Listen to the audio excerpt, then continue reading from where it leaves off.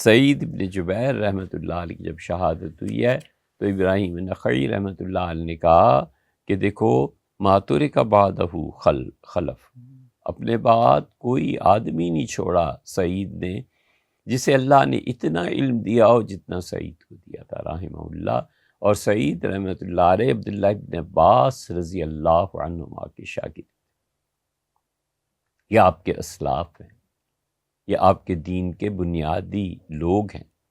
یہ وہ لوگ ہیں جن لوگوں نے بہت زیادہ محنتیں کی، اور اس دین کے لیے ان لوگوں میں سے تھے جنہوں نے اس کی بنیادوں میں کو خون سے سینچا۔ بہت کم لوگ ابراہیم نخعی رحمۃ اللہ کو جان پائے، اور ایک صاحب کہتے ہیں شعیب بن حجاب تھے، وہ کہتے تھے کہ میں یا تو 7واں آدمی تھا یا 9واں آدمی تھا، اتنی گمنامی کی زندگی میں ابراہیم رحمۃ اللہ کا انتقال ہوا۔ تو کسی نے شعبی رحمۃ اللہ سے پوچھا کہ ابراہیم نخعی کے متعلق کیا کہتے ہیں؟ انہوں نے ان کے انتقال پہ کہا، انہوں نے کہا ابراہیم بس اپنی نشست خالی کر گئے، وہ کوئی نہیں پوری کر سکا۔ کسی نے کہا کہ حسن بصری اور ابن سیرین، انہوں نے کہا بالکل نہیں۔ اس سے پوچھا گیا کہ کوفہ میں جو ان کا شہر تھا ان جیسا کوئی آدمی ان کا کوئی نظر نہیں آتا۔ ان سے پوچھا گیا بصرہ میں، انہوں نے کہا بصرہ کی بات کرتے ہو، شام کی بات کرتے ہو، حرمین شریفین میں اس آدمی جیسا کوئی آدمی نہیں رہا، تم کدھر کی باتیں کرتے؟ پورے عالم اسلام میں اس وقت کی چنی ہوئی شخصیت تھی، اور اور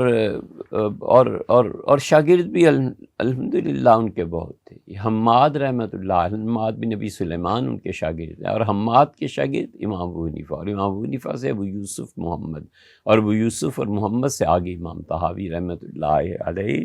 یہ سب سونے کی کڑی ہے، یہ سب اتنے عظیم لوگ ہیں کہ رسول اللہ صلی اللہ علیہ وسلم تک ان کے 3 مضبوط واسطے ہیں،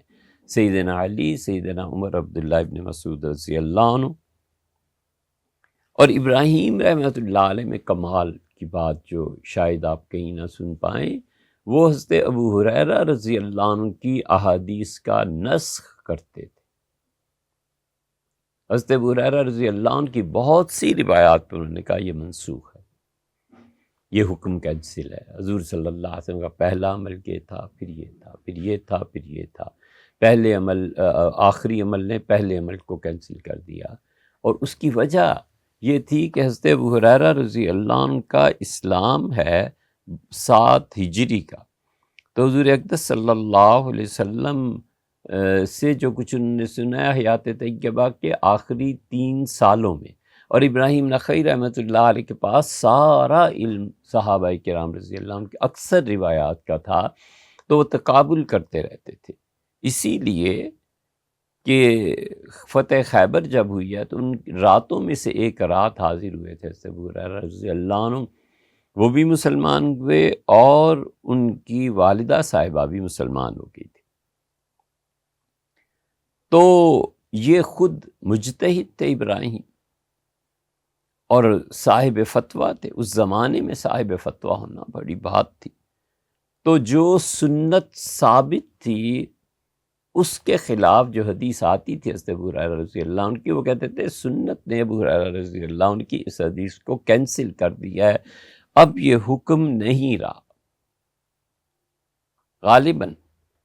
ہمارا خیال ہے، ممکن ہے غلط ہو،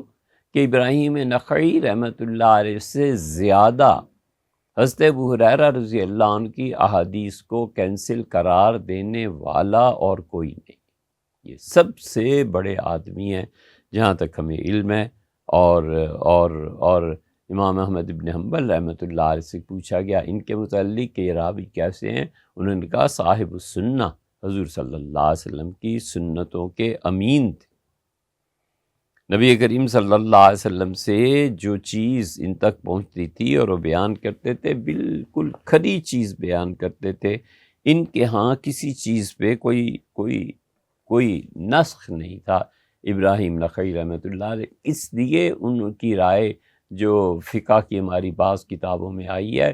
اس رائے کو اس کی روشنی میں دیکھنا چاہیے کہ حضرت ابو ہریرہ رضی اللہ عنہ کی روایات 3 سال کی ہیں، اور ان کے پاس جو روایات تھی وہ عمر اور علی رضی اللہ عنہما کی تھی، ابن مسعود رضی اللہ عنہ کی تھی، تو وہ پھر علم کا یہ چیزیں ان کی چیزیں چلتی رہتی۔